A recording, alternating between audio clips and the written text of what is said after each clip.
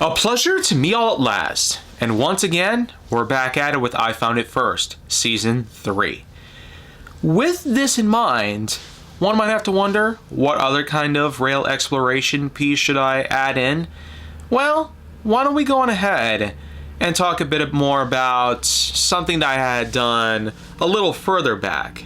Even though the last video that I had uploaded contained a clip that happened a few weeks prior to this episode's release date, this episode in particular, I do plan on uploading a clip that's a bit older. May 2024, Chicago Northwestern weekend at the Illinois Railway Museum in Union, Illinois. This was, believe it or not, my first ever visit to that museum in particular, and boy, my first visit was probably one of the best. I mean, the place was rich with moving equipment. Old and even newer equipment was around.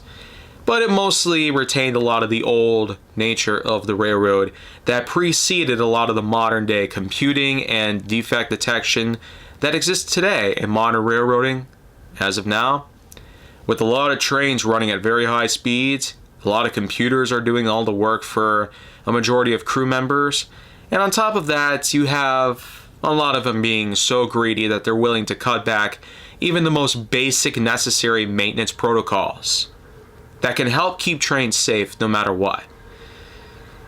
As we know, this did allow for such horrible wrecks out there. East Palestine, Norfolk, and even Ottumwa, Iowa to take place. Lots of disasters have unfolded. Collisions, runaways, etc. You have to wonder, why exactly is nothing being done about this? Well, either way you look at it, this is actually something that I hadn't really showcased in my compilation of the best 2024 rail fanning videos. Well, for Rail Explorations 2024, there was one clip in particular that I missed out, and this was a small freight train run that I had gotten during my day at the museum on that weekend.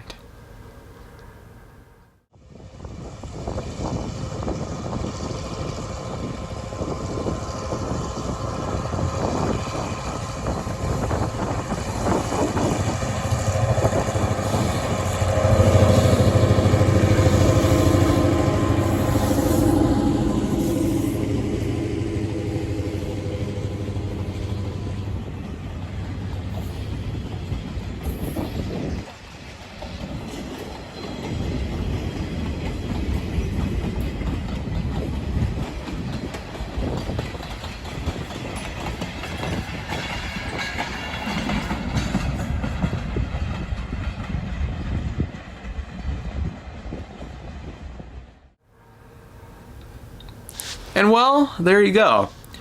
One Chicago Northwestern engine, plus over a dozen freight cars, and then a caboose following behind. It's one thing where you got older equipment, from engine to cars to caboose, and just the fact that a caboose is there in the first place really does give off a nostalgic vibe like no other.